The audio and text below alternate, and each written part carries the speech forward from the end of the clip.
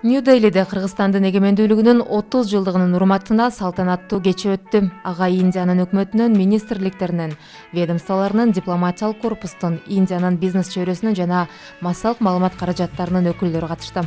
Өзүнүн куттуктоо сөзүндө Кыргызстандын Индиядагы элчиси Асейн Исаев эгемендүүлүк адамзат тарыхындагы эң чоң сыймыктардын бири экенин белгиледи.